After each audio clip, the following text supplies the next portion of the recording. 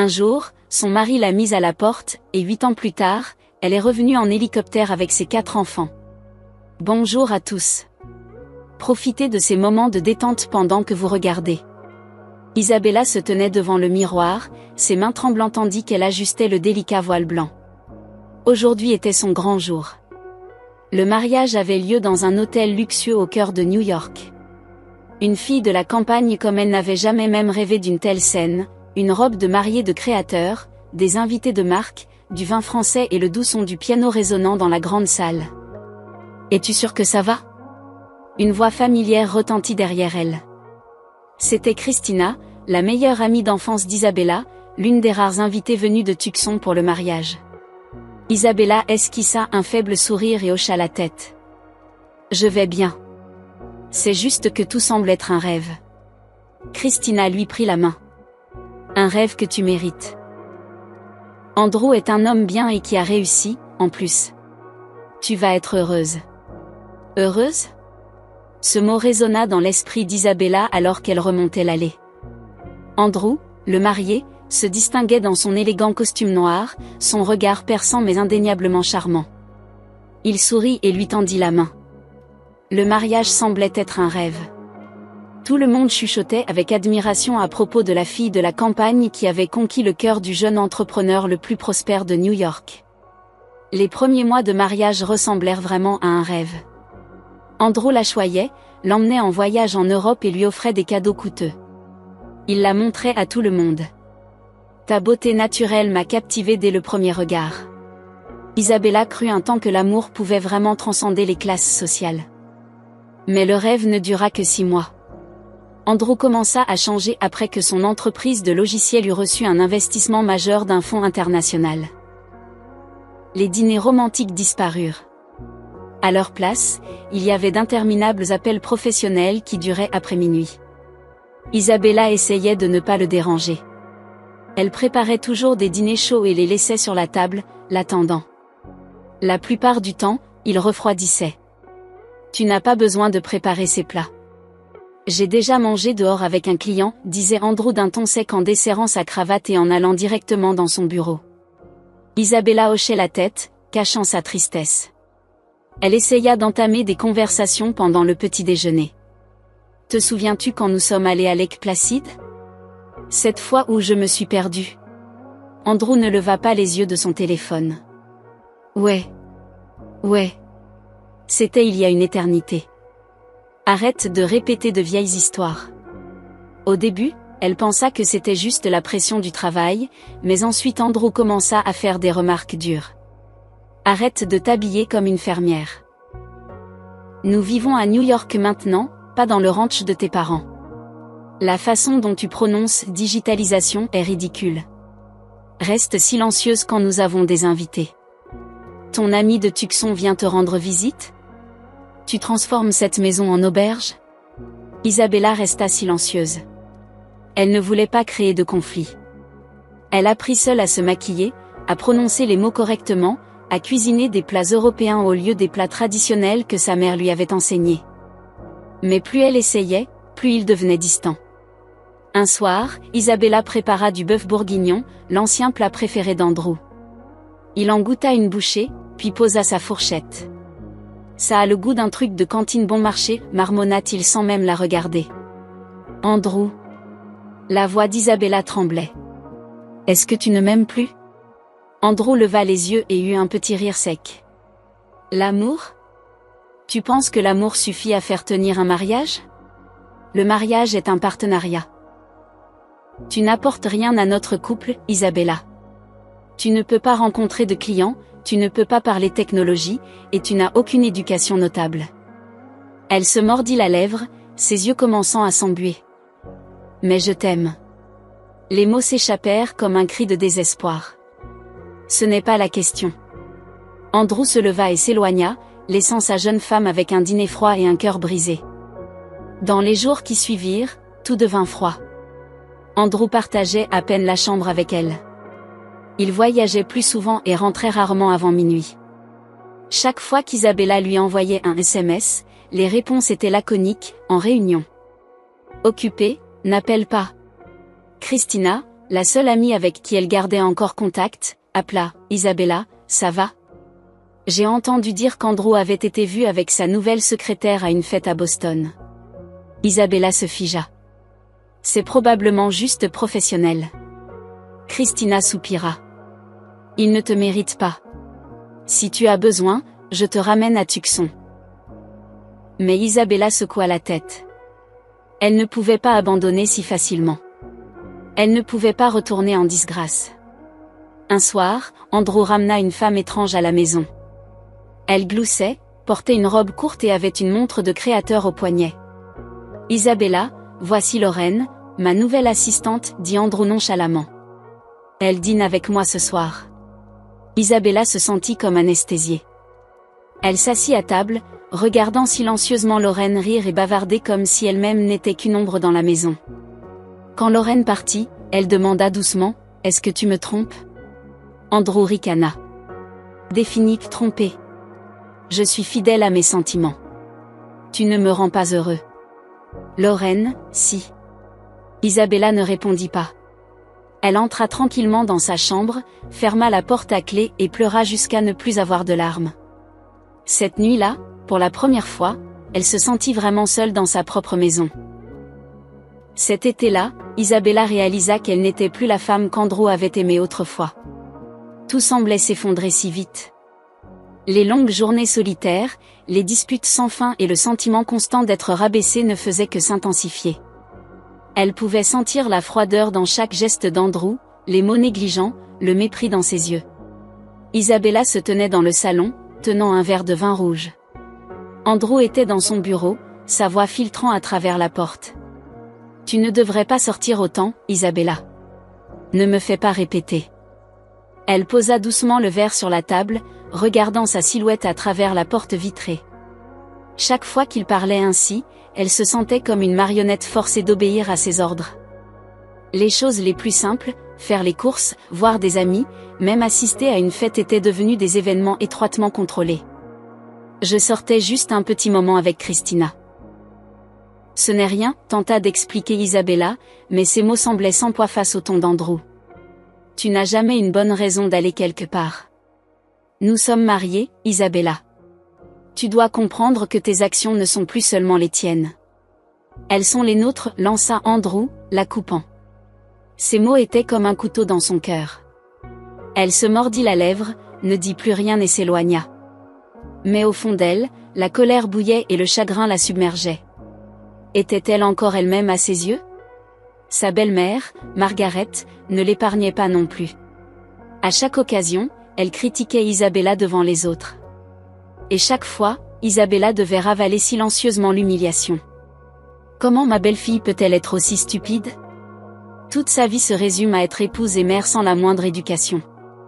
Margaret ne manquait jamais une occasion de le dire, que ce soit lors des dîners de famille ou lorsque des invités étaient présents. Isabella ne pouvait que baisser la tête. Ces mots étaient comme des aiguilles perçant son cœur. Elle n'avait pas le droit de répliquer car Margaret avait élevé Andrew et avait une grande influence sur lui. Le sentiment d'isolement devint plus apparent à mesure qu'Andrew devenait plus froid. Ils ne dînaient plus ensemble, ne parlaient plus de leur journée. Isabella commença à réaliser que ce mariage n'était rien de plus que des murs invisibles entre eux. Chaque fois qu'elle se regardait dans le miroir, Isabella ne se reconnaissait plus. Elle était devenue une femme fatiguée, renfermée, vivant dans un monde de mépris et de critiques. Elle commença à se négliger, s'habillant négligemment, ne se maquillant pas, ne se souciant pas des apparences justes pour cacher la peur en elle. Les choses empirèrent encore quand Isabella découvrit la douloureuse vérité. Andrew avait bien une liaison avec Lorraine, la jeune et jolie secrétaire qu'elle avait rencontrée quelquefois. Au début, Isabella ne crut pas aux rumeurs, mais elle tomba accidentellement sur un email qu'Andrew avait oublié de fermer. Il contenait des messages doux et suggestifs entre lui et Lorraine. Isabella lut ces mots encore et encore, chacun coupant comme un couteau. « Tu as fait un excellent travail, Lorraine. Tu m'as tellement aidé au travail. Si ça continue, je ne pourrai pas m'arrêter. » Ces mots étaient une trahison irréparable. Cette nuit-là, quand Andrew rentra à la maison, Isabella ne put plus se contenir. Elle sortit précipitamment de la chambre, le fixant avec des yeux froids. « Tu as une liaison avec Lorraine, n'est-ce pas ?» demanda-t-elle, sa voix pleine de fureur, mais en dessous se cachait une vulnérabilité impuissante qu'elle ne pouvait plus dissimuler. Andrew se figea, une lueur de surprise dans ses yeux, mais il ne répondit pas. Isabella le regarda droit dans les yeux. « Pourquoi ? Pourquoi as-tu fait ça ? Tu as complètement changé. Ne suis-je plus la femme que tu aimais ?» Andrew soupira, baissant la tête. Il ne dit rien pendant quelques secondes, puis parla enfin. « Isabella, tu ne comprendrais pas. Tu ne me rends pas heureux. Tu ne sais pas comment me faire sentir vivant. Lorraine, si. » Isabella n'eut pas la force de dire quoi que ce soit de plus. Elle se retourna et entra dans la chambre, claquant la porte derrière elle. Son cœur se sentit brisé. L'amour qu'elle avait pour Andrew gisait maintenant en morceaux qui ne pourraient jamais être recollés. Le lendemain, Isabella découvrit qu'elle était enceinte. Mais au lieu de joie, cela ne déclencha que la fureur d'Andrew.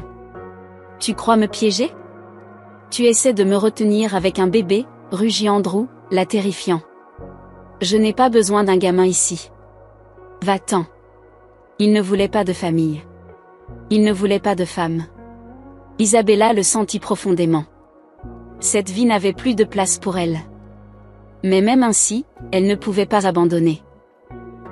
Daniel, l'enfant qui grandissait en elle, était la seule raison pour laquelle elle continuait.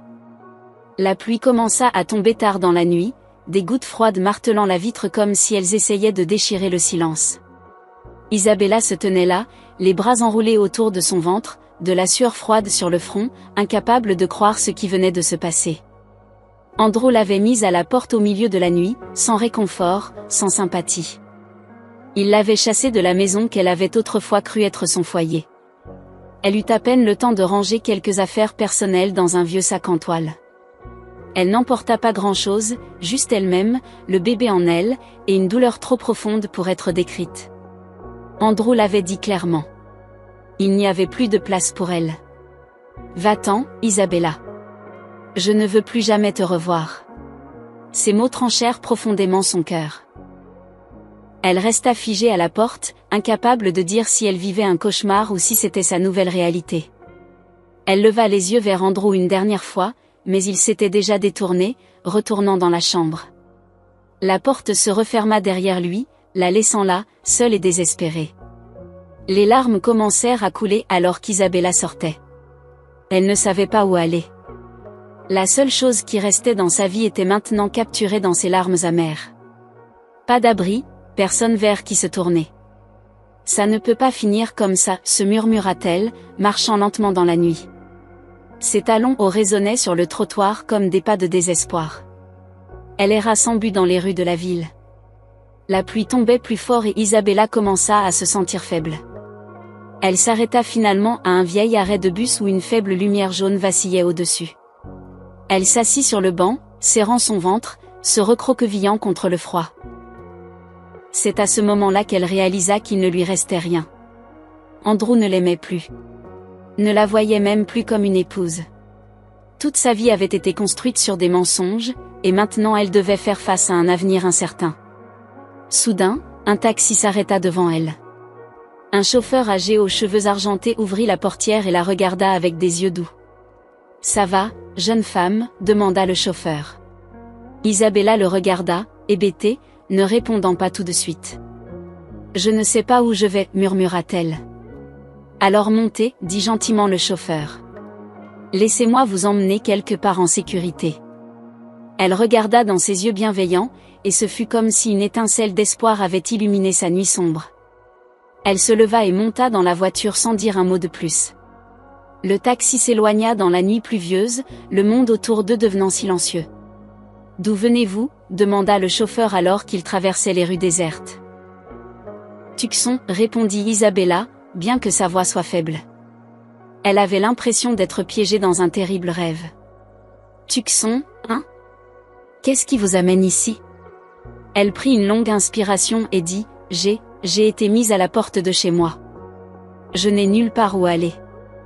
Je ne sais pas quoi faire. » Le chauffeur resta silencieux un moment, puis dit « Ne vous inquiétez pas. Vous irez bien. Les choses s'amélioreront.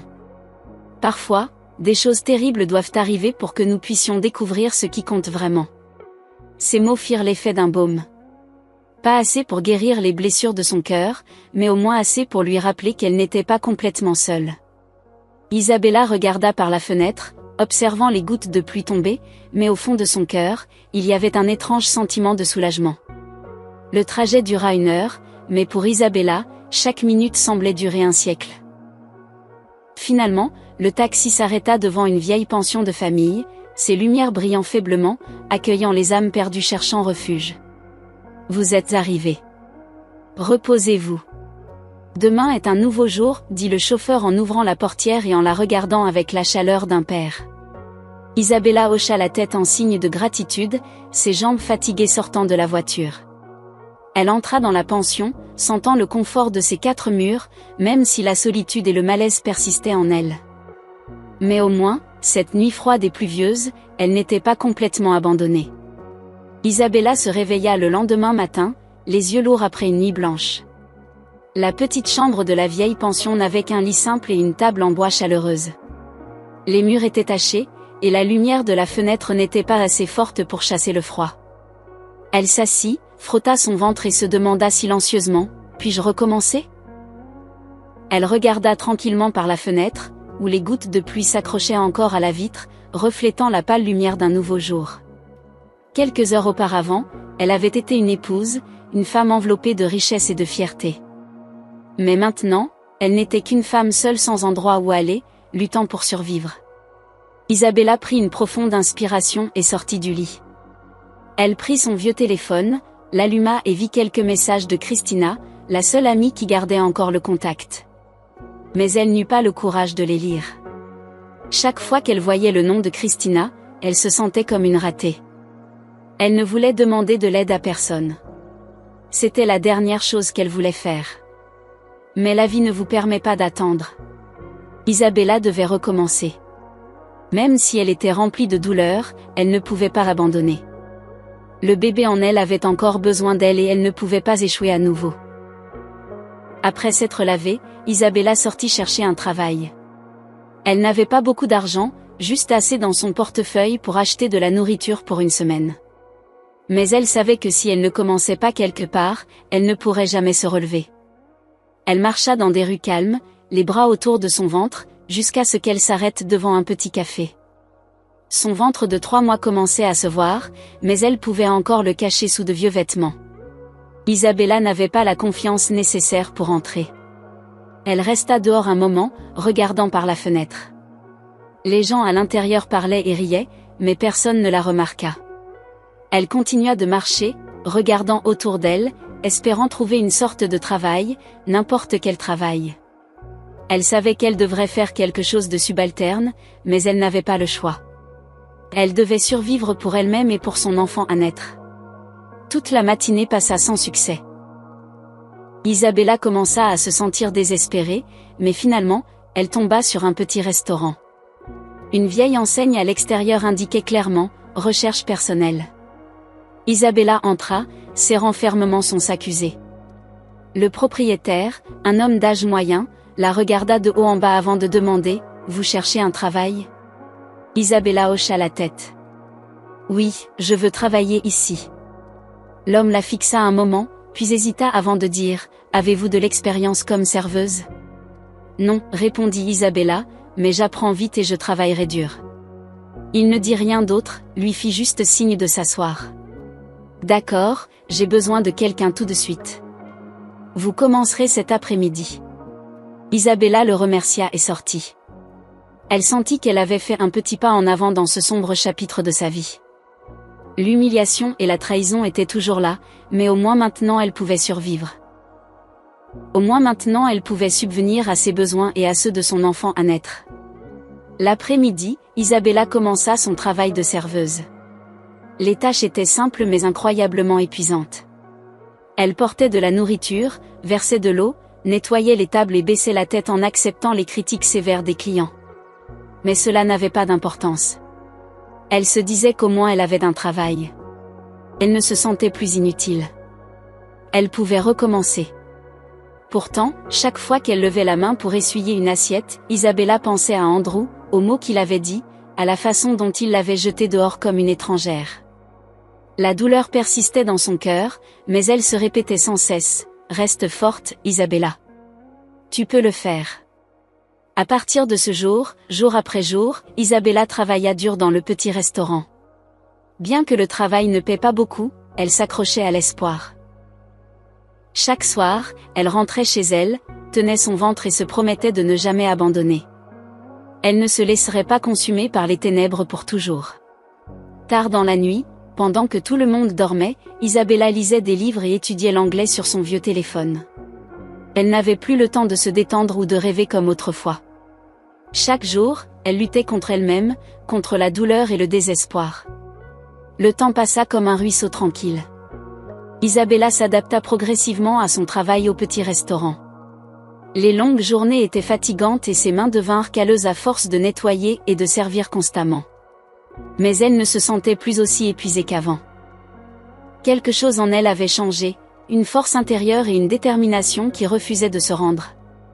Chaque nuit après son service, Isabella retournait dans sa petite chambre où elle et l'enfant dans son ventre avaient commencé à trouver un peu de paix. Même si elle vivait toujours dans la pauvreté, au moins elle se sentait en sécurité. C'était la seule chose à laquelle elle pouvait se raccrocher dans sa vie.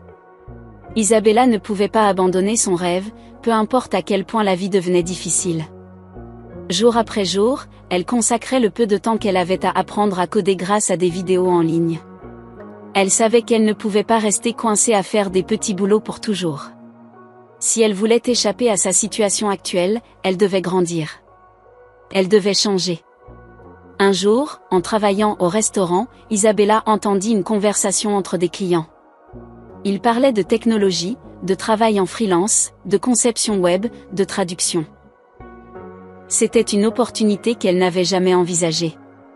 Elle pensa aux heures qu'elle avait déjà passées à apprendre la programmation. Elle se dit, pourquoi ne pas essayer le freelance ? Même si ce n'est qu'un petit pas, c'est quand même un début. Elle commença à rechercher comment travailler en freelance, comment concevoir, comment gagner de l'argent en utilisant les compétences qu'elle apprenait. Ce n'était pas facile, mais Isabella n'abandonna jamais.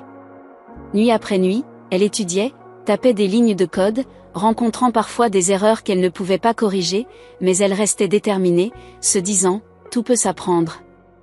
Un mois plus tard, Isabella reçut son premier travail d'un client qu'elle avait trouvé sur un forum de codage. Au début, c'était une tâche simple, concevoir un site web pour une petite boutique. Isabella travailla avec diligence, consacrant chaque moment libre de sa journée à terminer le projet. Lorsque le client accepta son travail et la paya, Isabella eut l'impression d'avoir franchi une étape majeure. Elle ne s'arrêta pas là. Isabella continua à chercher d'autres projets. Progressivement, elle commença à recevoir plus de travail. Elle commença à créer des sites web pour des boutiques, à traduire des documents et même à développer une petite plateforme d'apprentissage en ligne. Chaque fois qu'elle était payée, elle sentait qu'elle ne faisait pas que survivre, elle se reconstruisait. Isabella avait un objectif clair, ne jamais retourner à la vie qu'elle avait laissée derrière elle. Isabella travailla sans relâche, et étape par étape, elle construisit une carrière stable. Bien qu'elle ait peu de temps pour elle-même, au moins elle savait que ses efforts porteraient leurs fruits. Elle étudia l'entrepreneuriat et décida de lancer un cours de technologie éducative. Elle voulait aider des femmes comme elle, celles qui avaient été abandonnées, celles qui n'avaient jamais eu la chance de s'exprimer. Jour après jour, Isabella travaillait du matin au soir. Mais l'anxiété en elle commença à s'apaiser.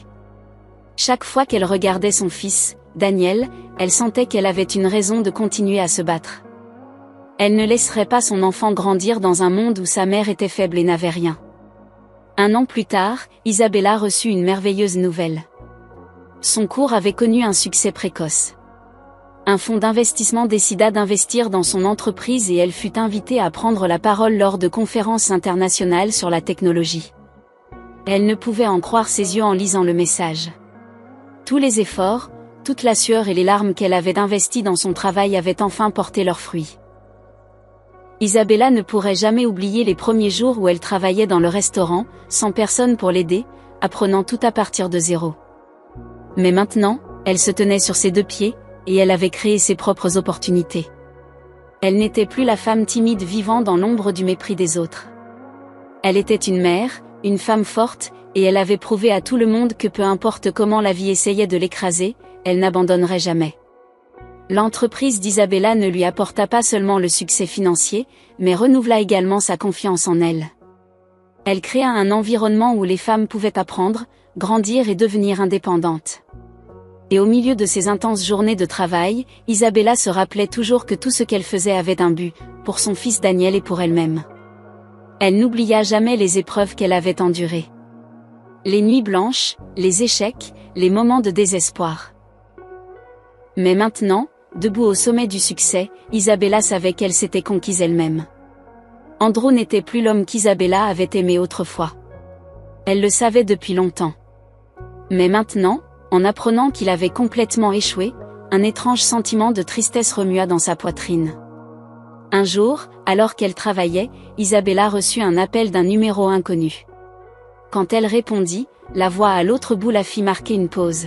« Isabella, c'est moi, Andrew. » Sa voix n'était plus tranchante ou confiante, mais suppliante et pleine de peur. Isabella ferma les yeux, prit une profonde inspiration et tenta de rester calme. Elle avait pensé qu'elle n'aurait plus jamais à lui faire face. Mais maintenant, dans sa voix, elle entendait le même désespoir qu'elle avait connu autrefois. Une partie d'elle voulait raccrocher immédiatement. Mais une autre partie était curieuse. Pourquoi appelait-il ? Qu'y a-t-il ? Répondit-elle, essayant de ne pas laisser paraître l'épuisement dans sa voix. Isabella, j'ai besoin de ton aide, dit Andrew, marquant une pause comme s'il cherchait les mots justes. Mon entreprise a fait faillite. J'ai tout perdu. Ma mère est gravement malade. Lorraine m'a quitté. Il ne me reste rien. Peux-tu m'aider ? Isabella resta assise en silence, serrant le stylo sur son bureau. Bien qu'elle n'ait plus de sentiments pour lui, elle ne put s'empêcher de ressentir un pincement de tristesse. Chaque mot qu'il prononçait rappelait un passé qu'elle avait tant essayé d'oublier. Tout semblait maintenant s'être inversé. Elle ne pouvait oublier cette nuit pluvieuse où il l'avait jetée hors de la maison sans la moindre pitié. Mais avait-il assez payé pour qu'elle lui pardonne ? Je ne peux pas t'aider. Tu devras te débrouiller tout seul, répondit froidement Isabella sans hésitation. Elle ne se permettrait pas d'être faible. Ne se laisserait pas retomber dans le même piège. Isabella, tu es la seule vers qui je peux me tourner. Tu m'aidais avant. Pourquoi ne le ferais-tu pas maintenant, dit Andrew, sa voix tremblant de regret. Isabella regarda par la fenêtre où la lumière du soleil commençait à percer les nuages. Un frisson traversa son esprit, mais elle devait rester ferme. Tu avais tout et tu as tout perdu. C'est une leçon que tu dois apprendre par toi-même.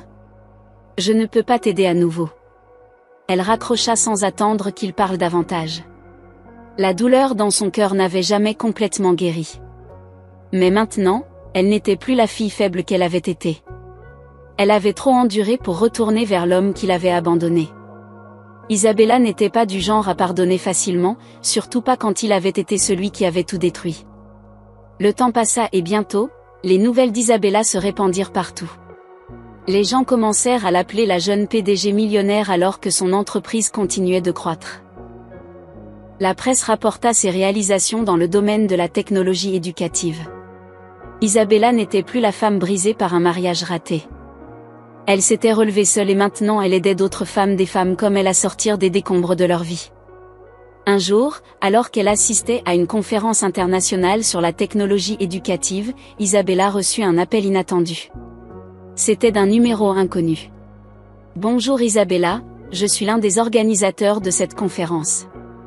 Je voulais juste vous informer que nous organisons une session plénière spéciale et que vous avez été sélectionnée comme l'une de nos oratrices vedettes, dit l'appelant. Isabella fut surprise mais aussi remplie de fierté.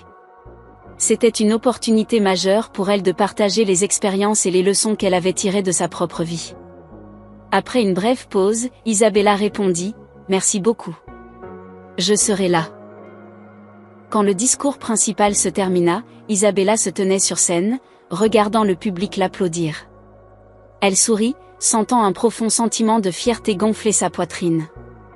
Les difficultés, les blessures du passé, ne l'avaient pas vaincue. Isabella s'était relevée des décombres et maintenant elle aidait d'autres femmes à se tenir debout aussi. Alors que la conférence se terminait, Isabella reçut de nombreuses invitations et compliments d'investisseurs et d'organisations internationales. À ce moment-là, elle réalisa soudain qu'elle avait vraiment changé. Elle n'avait pas seulement recommencé. Elle avait accompli des choses dont elle n'aurait jamais osé rêver auparavant. Et puis vint une nouvelle qui fit battre son cœur. Son ancienne belle-mère, Margaret, l'appela. « Isabella, reviendras-tu à la maison ?» Sa voix était douce mais hésitante. « Andrew et moi, nous avons entendu parler de ton succès. Je ne sais même pas quoi dire. » Isabella resta silencieuse un moment. Tout avait changé, mais le passé s'accrochait toujours à elle. Elle avait appris de précieuses leçons de la vie, et maintenant c'était elle qui contrôlait son avenir. « Non, Madame Margaret. Je ne reviendrai pas, dit fermement Isabella. Isabella sortit de l'hélicoptère, la lumière du soleil brillant sur la tenue élégante qu'elle avait choisie pour ce jour important. Elle se tenait sur un vaste terrain de golf, entourée de voitures de luxe rutilantes et de gens la regardant fixement, elle, la femme qui avait tout abandonné pour se relever, et qui se tenait maintenant au seuil d'un succès indéniable. Elle avança avec confiance, les yeux fixés devant elle, comme si rien ne pouvait l'arrêter. Ce sentiment remplit Isabella de fierté. Elle n'était plus la femme faible abandonnée dans une rue froide et pluvieuse. Plus la fille naïve qui ne savait pas se défendre. Elle était devenue une femme puissante, quelqu'un qui pouvait tenir bon dans n'importe quelle situation. Alors qu'Isabella entrait dans le bâtiment, le silence tomba dans la pièce. Tous les yeux se tournèrent vers elle avec incrédulité, comme s'ils ne pouvaient accepter la présence d'une femme qui avait autrefois été mise à l'écart, qui avait dû repartir de zéro. Mais maintenant elle était là, vivant une vie qu'ils n'auraient jamais pu imaginer. Elle entra sans saluer, seulement un regard déterminé et des pas assurés. Soudain, elle s'arrêta en voyant un visage familier, Andrew. Il était assis en réunion avec des investisseurs, tenant un verre de vin, son expression figée au moment où il la vit. Le visage d'Isabella ne changea pas. Elle sourit simplement légèrement et continua de marcher. Andrew se leva, se précipitant vers elle. Il n'en croyait pas ses yeux. Isabella, son ex-femme, se tenait devant lui, non plus une femme fragile, mais une PDG à succès dirigeant un empire de technologie éducative. Isabella. Andrew balbutia, sa voix mêlée de choc et de regret. Isabella le regarda, ses yeux vides d'émotion. « Bonjour, Andrew. Comment vas-tu » dit-elle calmement sans trace d'amertume ou de douleur. « Toi, tu es avec les investisseurs maintenant » demanda Andrew, son ton presque suppliant. « Je sais que j'ai fait des erreurs. J'ai besoin de ton aide, Isabella. Peux-tu m'aider à récupérer mon entreprise ?» Isabella le fixa, ses yeux froids. « Tu as besoin d'aide ? Pourquoi ne pas demander à Lorraine ? N'était-elle pas toujours à tes côtés » dit-elle avec un léger sourire tranchant. Andrew hésita, incapable de répondre. Elle n'avait pas besoin d'en dire plus. Le silence entre eux disait tout. Il l'avait trahi, et maintenant qu'il avait tout perdu, il revenait en rampant vers la femme qu'il avait autrefois rejetée si cruellement. Isabella regarda dans les yeux d'Andrew, une lueur de défi dans les siens. « Tu ne mérites pas mon aide. Que as-tu fait de notre vie, Andrew ? Que as-tu fait quand j'avais le plus besoin de toi ? Tu as suivi Lorraine, m'as traité comme un jouet, et maintenant que tu n'as plus rien, tu t'attends à ce que je t'aide ? » Elle marqua une pause, la tension dans l'air épaisse. Andrew déglutit difficilement, son esprit tourbillonnant. Tout ce qu'il avait construit était maintenant en ruine. Il avait perdu son entreprise, sa famille, tout. Et maintenant il se tenait face à son échec. « Isabella, tu dois m'aider. Je ne peux plus vivre comme ça. Ma mère est malade. Lorraine m'a quitté. Je n'ai personne d'autre que toi, dit Andrew, sa voix se brisant comme un appel à l'aide. Isabella resta silencieuse un moment, puis le regarda avec une résolution glaçante. C'est la leçon que tu dois apprendre. Je ne suis pas ta bouée de sauvetage quand tu échoues. Tu n'as pas vu ma valeur quand tu avais tout, et maintenant tu viens me voir quand tu n'as rien. Elle se tourna et s'éloigna, laissant Andrew debout là, les yeux pleins de larmes, sentant que tout ce qu'il avait autrefois construit n'était qu'un tas de décombres. Il n'avait jamais vraiment vu qui était Isabella, n'avait jamais réalisé la force et la résilience qu'elle portait en elle. Isabella entra dans la salle de conférence où tous les investisseurs attendaient. Leurs yeux la suivirent, l'admiration et le respect clair sur chaque visage. Elle s'assit, s'adossa à sa chaise et commença à partager sa vision pour l'avenir de l'entreprise. Nous ne sommes pas seulement une entreprise de technologie éducative. Notre mission est de transformer la vie des femmes, en particulier celles qui ont été abandonnées comme je l'ai été. Nous construisons une plateforme d'apprentissage et de travail où personne n'est laissé pour compte. C'est ainsi que je veux changer le monde, dit Isabella, sa voix ferme et inébranlable. Tout le monde dans la salle hocha la tête, visiblement impressionné par sa vision et sa confiance. Isabella n'était pas seulement une femme à succès. Elle était une leader, quelqu'un qui n'abandonnait jamais. Elle s'était conquise elle-même et maintenant elle créait des opportunités pour que d'autres comme elle changent leur propre vie. Isabella ne regarda plus Andrew.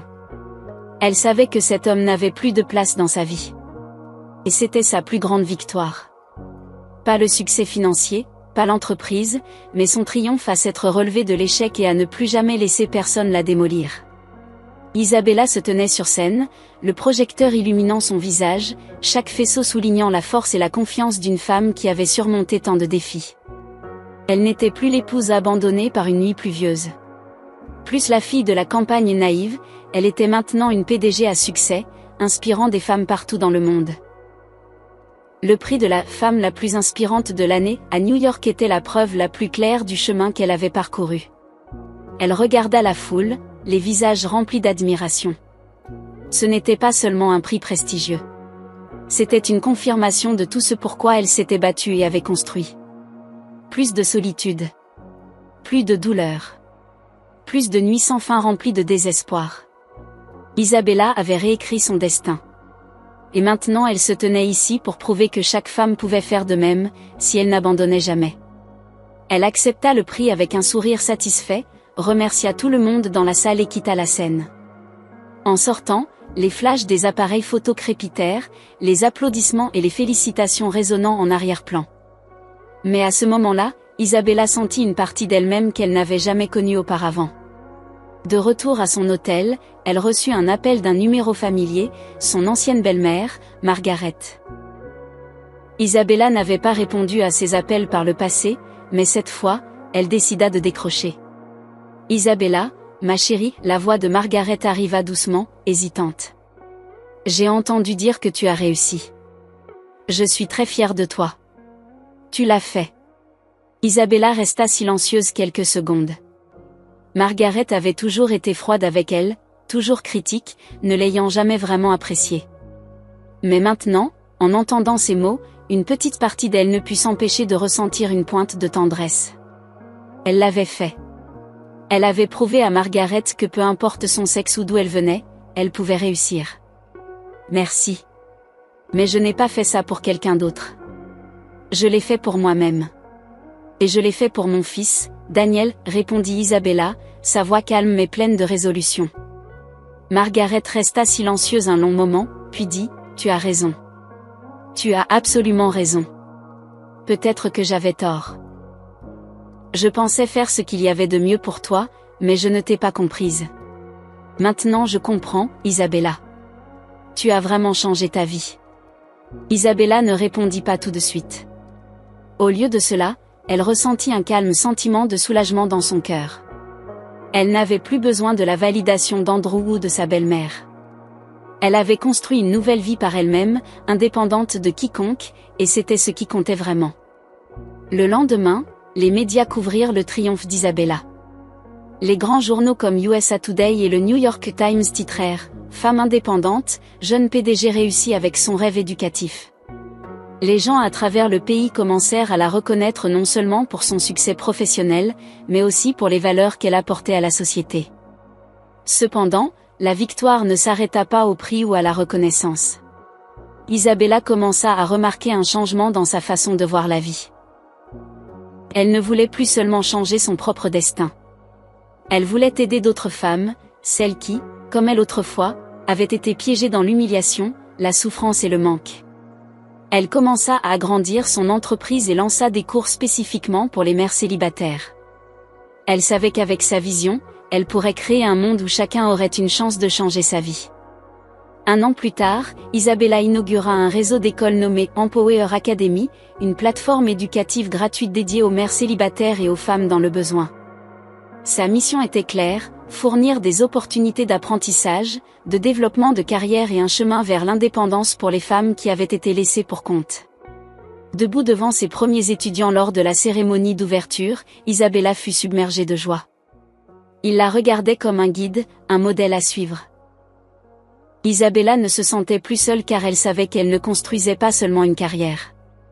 Elle élevait d'autres personnes qui avaient été au même endroit, les aidant à se relever et à transformer leur vie. Elle regarda la foule de mères, des femmes se lançant dans un nouveau voyage. Elle sourit radieusement, n'étant plus accablée par la peur ou l'anxiété. C'était une victoire, non seulement pour elle, mais pour chaque femme cherchant une chance de changer.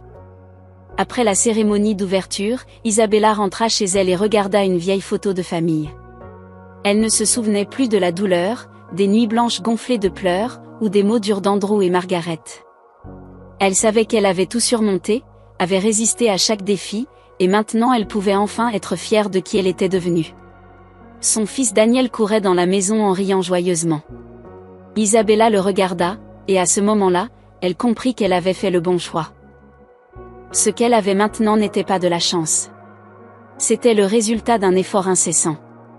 Elle était maintenant un symbole de force et de résilience pour quiconque s'efforçant de changer sa vie. Isabella se tenait devant l'ancien manoir où elle avait vécu avec Andrew, l'endroit qui avait vu la façade du bonheur, les nuits solitaires, les mots froids et la trahison.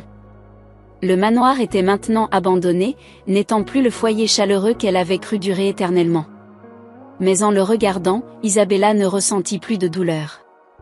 Au lieu de cela, elle ressentit une joie tranquille, la joie d'avoir survécu, de n'être jamais retournée dans le passé. Elle regarda ses enfants, Daniel et ses frères et sœurs, jouant librement sur l'herbe, ignorant que cet endroit même avait été la scène de son plus profond désespoir. Ils étaient joyeux, insouciants, sans peur. Ils avaient un avenir différent devant eux, et c'était exactement ce pourquoi Isabella avait travaillé si dur. Amusez-vous bien, mes amours. Je reviens dans un petit moment, dit Isabella, souriant contentement en les regardant. Daniel courut vers elle et serra sa jambe, riant comme si rien au monde ne pouvait le troubler. Cette image réchauffa le cœur d'Isabella. C'était la raison pour laquelle elle n'avait jamais abandonné. Pour ses enfants, pour l'avenir qu'ils méritaient, un avenir non ombragé par la douleur et la trahison passée. Elle avait recommencé et créé une vie meilleure pour elle-même et pour eux. Elle jeta un dernier coup d'œil au manoir. Il n'y avait ni haine, ni amertume. Tout ce qu'elle ressentait était la paix. Les luttes étaient derrière elle, et maintenant elle pouvait sourire, vraiment sourire, sans s'inquiéter de l'échec ou d'être blessée à nouveau. Elle s'était élevée au-dessus de tout cela, non seulement pour elle-même, mais pour ses enfants.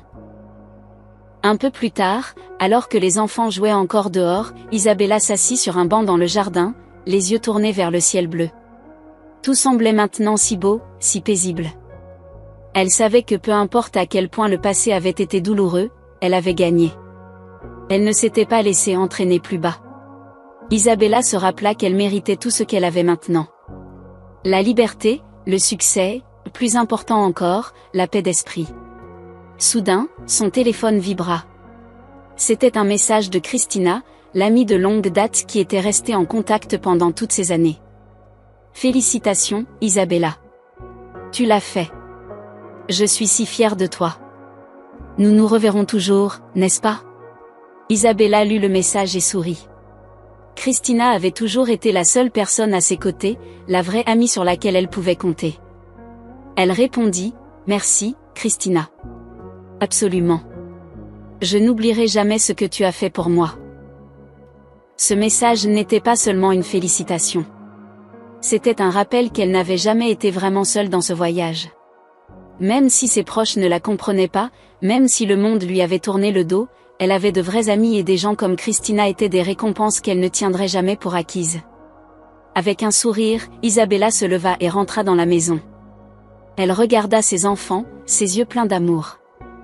Les enfants, ce soir nous allons avoir un dîner spécial. Toute la famille va célébrer ensemble. Ces enfants acclamèrent à l'unisson, leur voix légère et pleine de joie. Isabella se sentit profondément heureuse.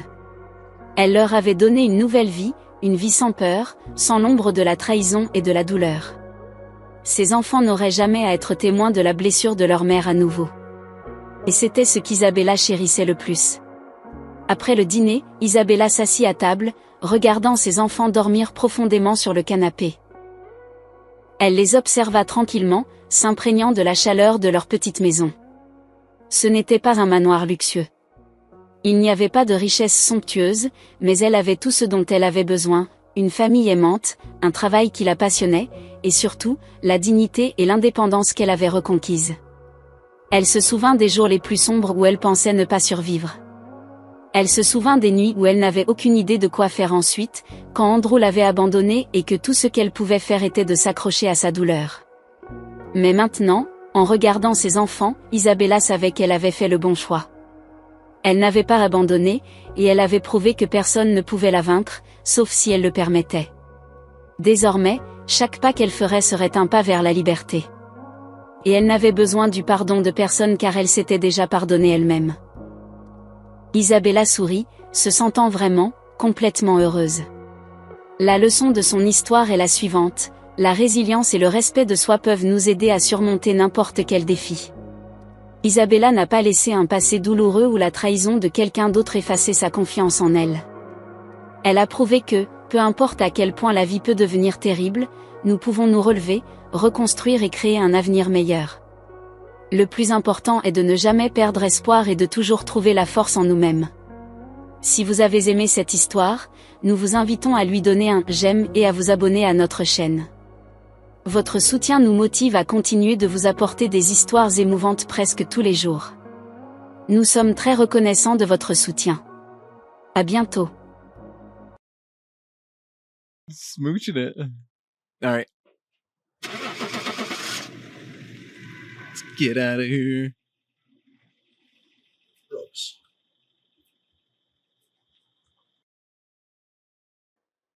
Here's another Hantu. Here's another Hantu. The twofer. Perfect. 2 Hantus in a row, dude. I don't know. Something's going on today. We're getting a lot of Hantus. We even got a Moroi, too. Really weird. Oh, ooh, don't grab that. Actually, no. Have you played Silksong yet, by the way? No, I haven't. Haven't touched Hollow Knight at all. Kind of want to. Yeah. Didn't almost win Game of the Year? It did. Yeah. It's a goodie. Oh, let me get that. Hey, Dab. Do you have your igniter? Yeah.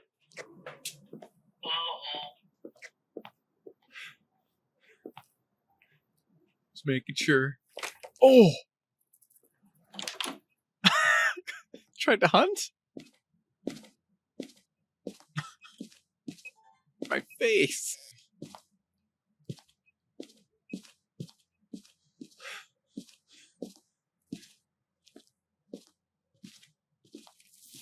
Oh, it burns, it burns. I think it's a nursery. Bonus right here. You freaking stop. Can you... I need a photo. Photo. Thanks. Got you.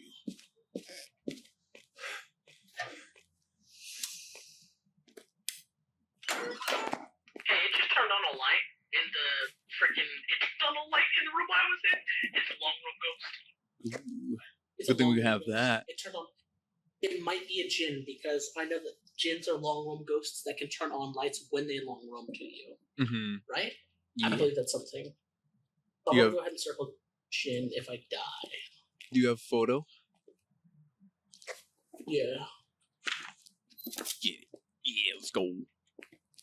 Dang. The photos 3 already. We're gonna make that money. If only I could get the photo of the oomph meter. Oh, just wait until the end of a hunt and just run to it. It's always going off. Try. Okay, maybe we should go downstairs. Never mind. Oh my god. Oh. Dio? Not a Dio. Oh. Wait. Oh. Wait, she's Is Dio. Is Dio. Is I Dio. learned from my mistakes. I learned from my mistakes. Is Dio. I got protection. Damn, go give her a smooch.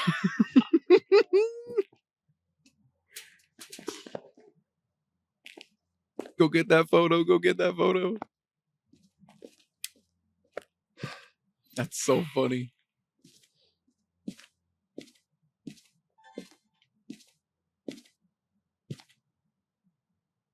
Wait, it bit me here, so maybe.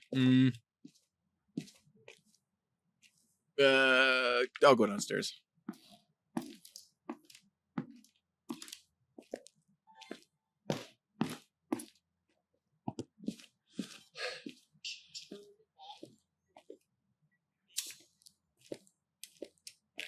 Breaker, breaker. Is hunting? Nope, that was just a door.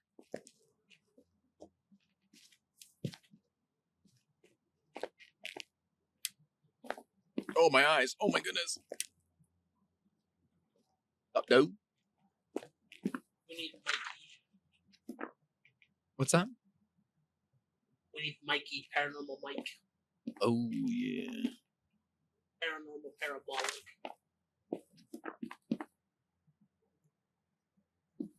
I'm gonna wait until it's gonna hunt first. Or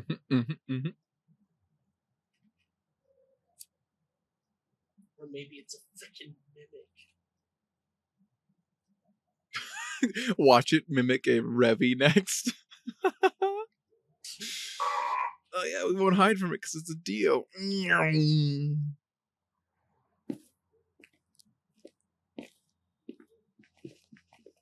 Oh, it's definitely a Dio. Definitely a Dio.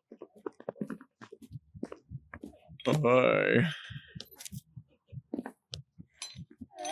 I did it.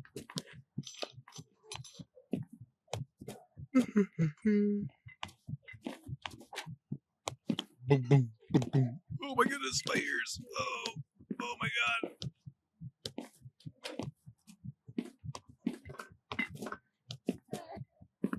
Thank you, thank you.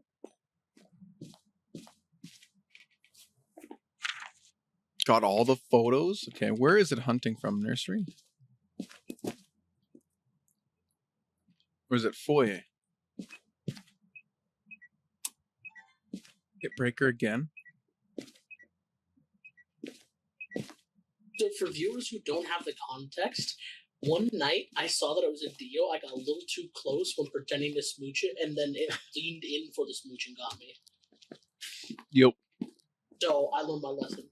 Dab got a little romantical. Ooh. Got it. Let's go. Let's do an event. Sick. Now I don't have lights anymore. Yeah. It's okay. It'll be nice and slow for us. It should be fine.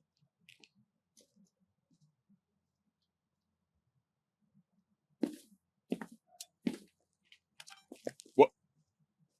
Oh. Oh, you hit breaker. I was like, oh. Just turned on the light on us. Yeah. Do the sound. Do it now. Ghost, you better listen to Dab. He'll kiss you. Again. Again.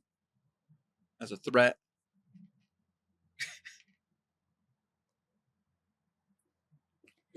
There it comes. Look out. Uh-oh. I love Dio so much. Hello. Just hear him boosting, then it looks around, just casually saunters over to you. Gives you the slow walk. She's strutting like a model.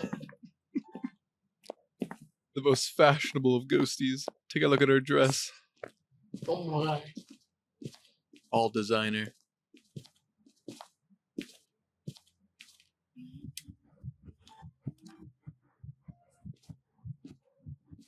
Thank you for the media. I appreciate it. It was very nice. Gonna give us the big buckaroons. Could almost perfect this. Yeah. Oh. Oh no! Help! Ugh. Crazy loop tech. Oh my goodness. Oh my god. Oh, I'm stuck. It's over. Throw a camera at her.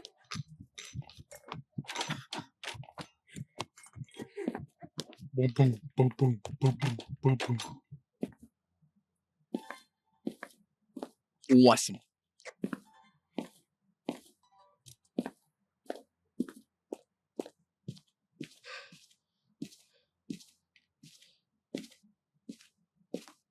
I'll be right back. Just get name motion sensor. He's definitely puzzle room. Oh, never mind. You have a sound recorder?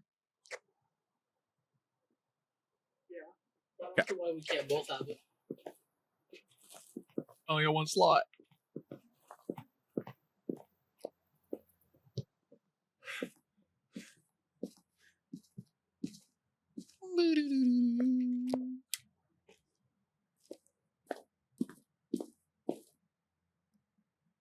Oh, I can't put it on the table. What the what?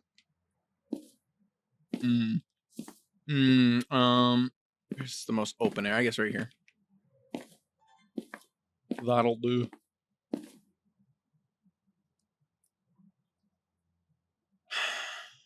At least it's a Dio, so I can probably get this too.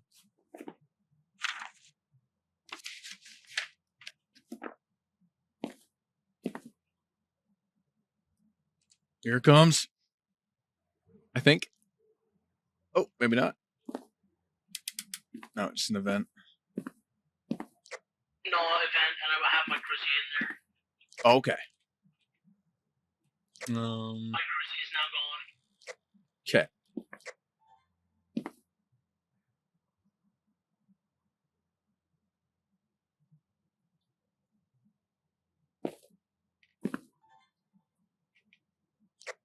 I went to grab it and it vanished, and I was like, oh.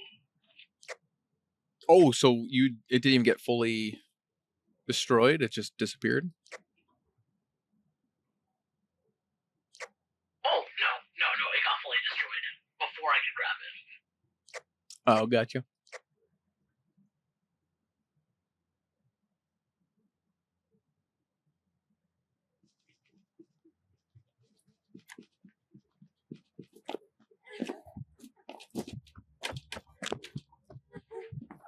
No, it's too late, motion sensor. Do it again. No, it's trying to troll. Go boop.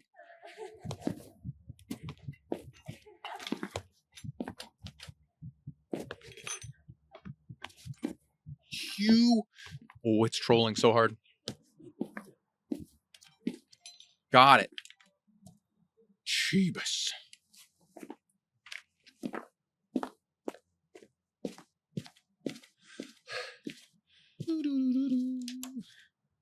Ulu.